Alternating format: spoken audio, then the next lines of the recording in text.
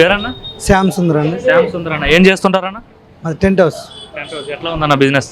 బాగానే ఉంది. బాగా నడుస్తుందా? ఓకే అన్న, కొత్త గవర్నమెంట్ వచ్చింది కదా, 6 నెలలు అయిందన్న, ఎలా అనిపిస్తుంది 6 నెలల పాలన చూస్తుంది? బాగుంది, సూపర్.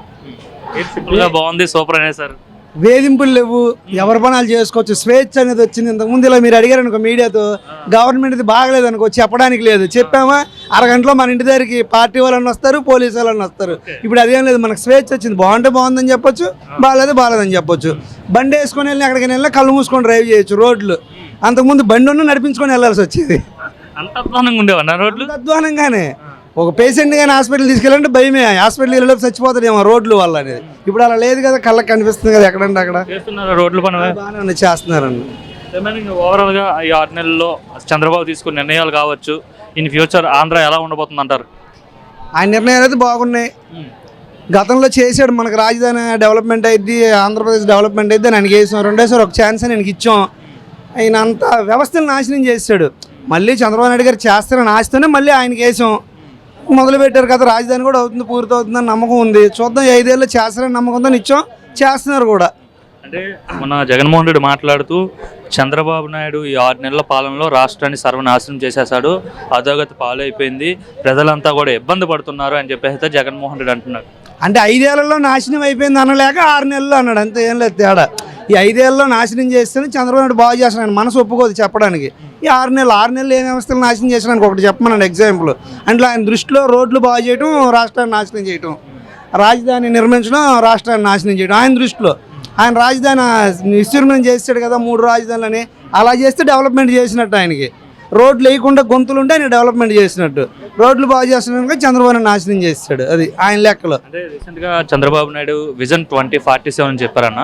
అంటే స్వర్ణాంధ్రగా మారుస్తాను 2047 కల్లా అంటే ఏదైతే 10 సూత్రాలు ప్రవేశపెట్టారు, ఒక డాక్యుమెంట్ విడుదల చేసి దాని ద్వారా అయితే చేస్తా అని చెప్పాడు. నమ్మకం ఉందా, చేయగలుగుతాడా చంద్రబాబు? చేస్తాడు సార్, ఎందుకంటే కొత్త వ్యక్తి కదా, గతంలో చేశాడు కదా. 2020 విజన్ అని పెట్టి హైదరాబాద్ చూసాం ఎలా చేశాడు గతంలో, ఉమ్మడి ఆంధ్రప్రదేశ్. ఈరోజు అక్కడ అనుభవిస్తున్నారు దాన్ని. మనం డివైడ్ అయ్యాం. మళ్ళీ రెండోసారి చంద్రబాబు నాయుడు గారు వచ్చి నిజంగా ఆయన అన్నది పూర్తి అయ్యేది. ఇప్పుడు కొద్దిగా టైం లేట్ అంతే. 2047 లాస్ట్ టైం 2020 అన్నాడు, అలాగే చేసి చూపించాడుగా. ఈరోజు మనందరం హైదరాబాద్ బతుకు తెరుగుకి వెళ్ళాల్సిన పరిస్థితి. 2047 నిజంగా ఆయన అయితే తీరుస్తాడని అనుకుంటున్నాం, కన్ఫామ్గా చేస్తాడు. అంటే రిమైనింగ్ ఒక ముఖ్యమంత్రి స్థాయిలో ఉండి ఆయనే స్వయంగా 1వ తారీఖు ఇంటింటికి వెళ్ళి ఫెన్షన్ ఇస్తున్నారు.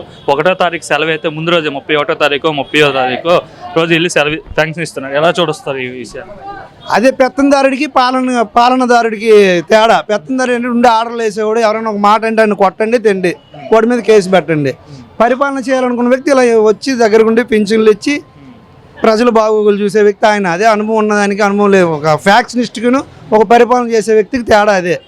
ఫ్యాక్షన్ లాగా ఆలోచిస్తారు, పరిపాలన చేసే వ్యక్తి పరిపాలన చేసే వ్యక్తి నేను లేకపోయినా ముందు తరాలు నా పేరు చెప్పుకోవాలి, బాగుపడాలి, ఫ్యూచర్ కోసం ఆలోచిస్తాడు. ఫ్యాక్షన్ చేసే వ్యక్తి ఏం చేస్తాడు, ఈరోజు నా ముందు ఎవడు బతకూడదు, నా ముందు తలెత్తుకోకూడదు, నేనే ఉండాలి.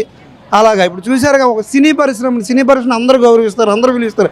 అలాంటి సినీ పెద్దలను కూడా తొక్కేసి నా ముందు మీరు తక్కువగా ఉండాలి అని కళ్ళ ముందు చూసాం పెత్తందాడు. ఇది 5 ఏళ్ళ ముఖ్యమంత్రిగా ఉన్నప్పుడు ఎక్కడికి పబ్లిక్ వచ్చింది చూడలేదు, పరదాలు కట్టుకుని. ఆయనకంటే ఎవరిని చూడకూడదు, పేదలు ఎవరు కనబడకూడదు, పరదాలు కట్టుకొని వచ్చాడు. ఎక్కడ సినిమాలో చూసారుగా, మనం మేము చెప్పేది ఉంది, పరదాలు కట్టుకొని వచ్చాడు. ఎక్కడికి వచ్చిన ముఖ్యమంత్రి ఒక పరదాలు కట్టుకొని చెట్లు నరికేసుకొని వచ్చే ముఖ్యమంత్రిని నాకు వచ్చింది. నాకు 42 సంవత్సరాలు, ఈ 40 సంవత్సరాలు ఒక జగన్మోహన్ రెడ్డినే చూసా పరదాలు కట్టుకొని రావడం కానీ, చెట్లు కొట్టేయడం కానీ. ఒక ముఖ్యమంత్రి ఊర్లోకి వస్తే చెట్లు కొట్టేయడం ఏంటండి? ఇప్పటి వరకు ఏ ముఖ్యమంత్రి చెట్లు నాటండి, చెట్లు పెంచండి ఇదే చూసాం, కానీ చెట్లు నరకండి అని ముఖ్యమంత్రిని ఈయన్నే చూసాను. నేను వస్తుంటే ఒక ముఖ్యమంత్రి వస్తే 4 చెట్లు నాటి వెళ్ళేవాడు. దీన్ని మీరు కూడా ఫాలో అయ్యి 4 చెట్లు నాటండి, పెంచండి అని. ఈ ముఖ్యమంత్రి వస్తే చెట్లు కొట్టేయటమే కదా. అది ఆ ముఖ్యమంత్రికి తేడా. అంటే ప్రజలంతా అక్రమంగా ప్రజలపైన కేసులు పెడుతున్నారు, మా పార్టీ వాళ్ళపైన కేసులు పెడుతున్నారు అని చెప్పి రోజా మాట్లాడుతున్నారు. మేము అధికారంలోకి వస్తాము, ఎవరిని వదిలిపెట్టము, అంతవరకు నన్ను జైల్లో పెడతావా పెట్టుకో, లేదా అరెస్ట్ చేస్తావా చేసుకో, కేసు పెడతావా పెట్టుకో అని చెప్తున్నారు. అసలు మీది అంతా నచ్చింది, కానీ ఆ మనిషి కోసం అడగడమే నాకు నచ్చింది. దాని నోట్లోంచి దాని పేరు చెప్పడానికి మాకు మనసు తప్పదు. మాజీ మంత్రి కదండి, మాజీ మంత్రి అయినా ఆ మంత్రిలా మాట్లాడింది. ఒకరోజు అసెంబ్లీలో మీరు చూశారుగా, నన్ను ఎవరైనా రేప్ చేయగలరా, రండి చెయ్యండి అంటే ఏంటది? ఒక మహిళ మాట్లాడే మాట. అలాంటి ఆమె కోసం అసలు అడగొద్దండి. అది మురిక్కాలవ. రోజా అనే వ్యక్తి ఒక మురిక్కాలవ, నోరు కాదు అది. పబ్లిక్గా అసెంబ్లీలో ఒక ఎమ్మెల్యే ఉండి నన్ను ఎవరైనా రేప్ చేయగలరా, రండి చేస్తారా, నన్ను రేపు అన్నదంటే అది మహిళగా ఆమెను ఎలా స్వీకరిస్తామండి? ఆమె ఒక మహిళ కాదు.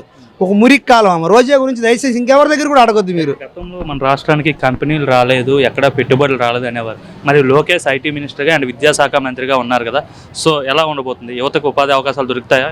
ఆల్రెడీ కంపెనీలు వరుస కడుతున్నాడు. ఇంతకుముందు వీళ్ళు తరమేసిన కంపెనీలన్నీ వస్తున్నాయి, మళ్ళీ కొత్త కంపెనీలు కూడా తెస్తున్నారు. ఐటీ శాఖ మంత్రిగా ఆయన పడాల్సిన కష్టమైన పడుతున్నాడు. కష్టం ఊరక పడుతున్నాం అని చెప్తే మనం వినేది కదా. కంపెనీలు కూడా అలాగే వస్తున్నాయి. ఈరోజు మనకు తెలియదే లేదు, ప్రతి కంపెనీ వస్తుంది. అంతకుముందు వీళ్ళు తరమేసిన కంపెనీలు వస్తున్నాయి, కొత్త కంపెనీలు కూడా వస్తున్నాయి. అంటే లోకేష్ని చాలా మంది ట్రోల్ చేసేవారు కదా, కనీసం ఎమ్మెల్యే కూడా గెలవలేకపోయావు, అంటే దొడ్డిదారిన మంత్రి అయ్యావని చెప్పి ఈ విధంగా ట్రోల్ చేసేవారు. సో ఈసారి భారీ మెజార్టీతో ఆయన గెలుపొందారు, ఇప్పుడు మంత్రిగా వర్క్ చేస్తున్నారు. ఏమనిపిస్తుంది అట్లా అనే వాళ్ళందరికీ మీరు ఏం సమాధానం చెప్పారు? నిజంగా ఆయన ఒక మగాడు మొనగాడండి. ఎవరైనా ఏ ముఖ్యమంత్రి కొడుకు ఏం చేస్తాడు, ఏ నియోజకవర్గం బాగుంది, మనం ఎక్కడైతే ఈజీగా గెలుస్తాం అలా నియోజకవర్గాలు ఎంచుకొని అక్కడ గెలుస్తారు. కానీ ఇదే నారా లోకేష్ 40 సంవత్సరాలు పార్టీ పెట్టిన కానించి, పార్టీ పెట్టిన 83లో గెలిచిందంట నా నియోజకవర్గం. అప్పటి నుంచి ఇప్పుడు వరకు గెలవని నియోజకవర్గం అది. అలాంటి నియోజకవర్గంలో పోటీ చేసి దాన్ని మన కంచుకోటగా మారుస్తారని, నిజంగా అక్కడికి వెళ్ళి ఓడిపోయినా మళ్ళీ రెండోసారి అక్కడే ఉండి ప్రజలకు పనిచేసి భారీ మెజార్టీ గెలిచిన మొనగాడండి ఆయన. ఇప్పుడు జగన్మోహన్ రెడ్డి ఉన్నాడు, పులివెందుల్లో పోటీ చేస్తారు. అది ఎప్పుడో వాళ్ళ తాతల గారి నుంచి వాళ్ళ సొంత నియోజకవర్గం, అక్కడ తిరుగులేని నియోజకవర్గం. బయటకు వచ్చి పోటీ చేయమని అది మగతనం. అదే నారా లోకేష్ 40 సంవత్సరాలుగా గెలవని నియోజకవర్గాన్ని ఎంచుకున్నాడు. అక్కడ ఎంచుకొని పోటీ చేసి గెలిచి చూపించాడు భారీ మెజార్టీతో. నిజంగా మొనగాడు ఆ విషయంలో. అందరూ పప్పు అన్నోళ్ళు ఈరోజు నువ్వు నిప్పు అయ్యాడు, వాళ్ళకి గుండెల్లో గుణపం అయ్యాడు. ఇప్పుడు భయంతో రెడ్ బుక్ ఎన్ని భయంతో మాట్లాడుతున్న జగన్మోహన్ రెడ్డి ఆ రోజు ఎగతాళి చేశాడు. గెలవలేని నియోజకవర్గంలో గెలిచాడు. నిజంగా నువ్వు కూడా మీ నాన్నగారి నుంచి వీక్గా ఉన్న నియోజకవర్గం ఎంచుకొని పోటీ చేయి, మొనగాడని ఒప్పుకుంటాం మేము.